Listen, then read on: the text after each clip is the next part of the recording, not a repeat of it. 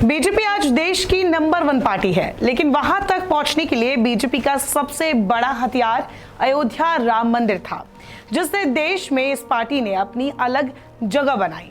लेकिन 2021 में प्रयागराज में माघ मेले के दौरान पहुंचे जगत गुरु शंकराचार्य स्वामी स्वरूपानंद सरस्वती ने इस पर बीजेपी को घेरा था। कहा था, अयोध्या में भगवान श्री राम का मंदिर नहीं, विश्व हिंदू परिषद का कार्यालय बनेगा। आजीवन सनातन धर्म की वकालत करने वाले स्वामी स्वरूपानंद सरस्वती ब्रह्मलीन हो गए हैं। लेकिन क्या आपको पता है, सरस्वती स्वरूपानंद अपनी जिंदगी भर काफी विवादों से घिरे रहे। कभी उन्होंने साईं बाबा की पूजा की खिलाफत की, तो कभी महिलाओं को लेकर बयान दिया। उन्होंने केंद्र की मोदी सरकार को भी समय दर समय सवालों के कटघरे में खड़ा किया। इतना ही नहीं, एक ऐसा वक्त भी आया जब उन पर स्लो पॉइजन देने का आरोप लगाया गया था।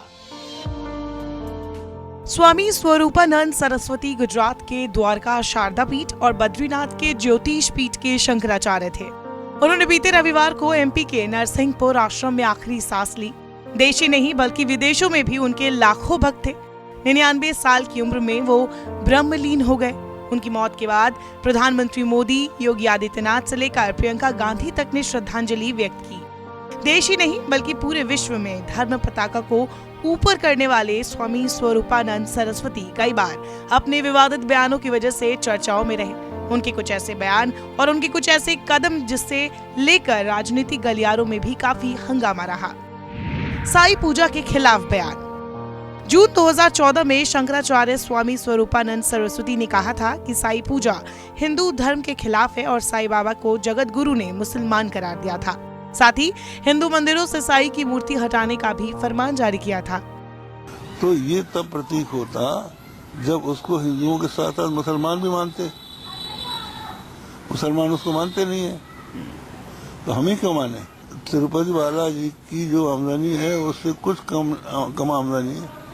साईं की मूर्ति हमारे मंदिरों में रखी जा रही है, उसको हटाने से रोकने के लिए हम लोगों ने कहा कि न रोका जाए, मंदिरों को न बिगाड़ा जाए और फिल्म बंद किया जाए अंधविश्वास की, और जो 61 रुपया उन्होंने धोखे कर लिया है उसको राजसात कर। यदि ऐसे की उपासना की जाती है तो या तो उसका कोई फल नहीं मिलता या विपरीत फल होता है। तो जहाँ तक शिरडी के साईं की बात है, ये जन्म कर्म दोनों से। इस्कॉन मंदिर एक चाल। स्वामी स्वरूपानंद सरस्वती इस्कॉन के खिलाफ मुखर रहते थे। वो कहते थे कि इस्कॉन भारत में कृष्ण भक्ति की आड़ में धर्म परिवर्तन कर रहा है। यह अंग्रेजों की चाल है कि वो सनातन धर्म का ज्ञान लेकर हिंदुओं को ही दीक्षा देते हैं। पत्रकार को मारा था थप्पड़। जनवरी 2014 में जबलपुर में एक पत्रकार ने शंकराचार्य स्वामी स्वरूपानंद सरस्वती से पूछा था कि नरेंद्र मोदी और अरविंद केजरीवाल में से बेहतर प्रधानमंत्री कौन है। इसके बाद वो भड़क गए थे और पत्रकार को थप्पड़ जड़ दिया था। इससे लेकर विवाद हुआ तो कांग्रेस शंकराचार्य के बचाव में उतर आई थी। कांग्रेस हमेशा से ही स्वरूपानंद सरस्वती के करीब रही है। ऐसे में जब ये बवाल हुआ तब कांग्रेस की तरफ से कहा गया था कि धार्मिक शख्स से राजनीतिक सवाल करना ही गलत था। शनि मंदिर में महिलाओं की एंट्री पर नाराजगी। महिलाओं को महाराष्ट्र के शिंगणापुर शनि मंदिर में प्रवेश की अनुमति देने पर भी नाराजगी जाहिर की थी। उनके मुताबिक शनि एक पाप ग्रह है। महिलाओं को मंदिर में प्रवेश की अनुमति मिलने पर इतराना नहीं चाहिए। शनि पूजा से महिलाओं का हित नहीं होगा, उनके प्रति अपराध और अत्याचार में बढ़ोतरी ही होगी। राम मंदिर पर सरकार को घेरा।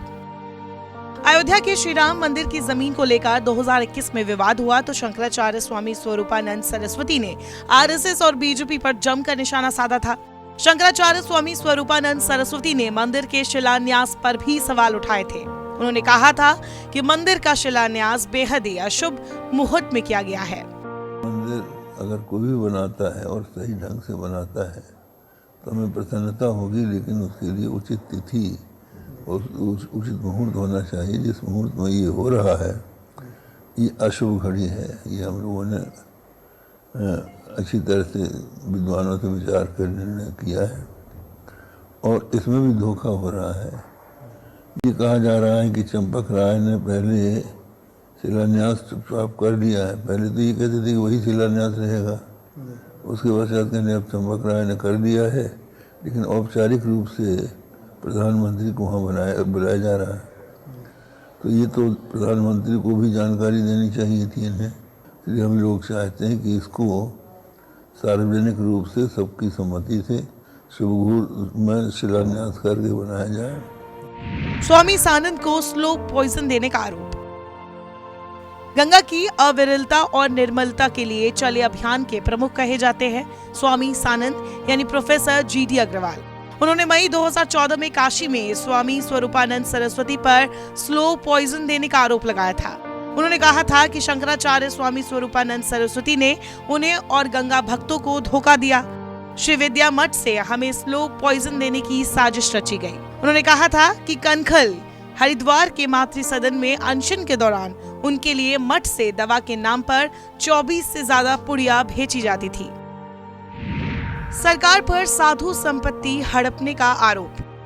2018 जब शंकराचार्य स्वामी स्वरूपानंद सरस्वती के निर्देश पर वाराणसी में धर्म संसद बुलाई गई थी, इसमें स्वामी स्वरूपानंद सरस्वती ने कहा था, अब समय आ गया है कि मुस्लिम खुद हिंदुओं को राम जन्मभूमि सौंप दे, हम सबको साथ लेकर मंदिर बनाएंगे। उन्होंने सरकार पर साधु महात्माओं की संपत्ति को हड़पने की साजिश करने का भी आरोप लगाया था। इसके अलावा काशी में विकास के नाम पर मंदिरों और मूर्तियों को तोड़े जाने के साथ ही गंगा सफाई के मसले पर भी धर्म संसद में प्रधानमंत्री नरेंद्र मोदी की खासी आलोचना भी की गई थी। वैसे कहा जाता है कि कांग्रेस से करीबी के चलते ही स्वरूपानंद हमेशा भगवा ब्रिगेड से दूर रहे। उन्होंने नोटबंदी से लेकर किसान आंदोलन तक में सरकार की आलोचना की। केंद्र सरकार की नमामि गंगे कार्यक्रम पर भी वो लगातार निशाना साधते रहे।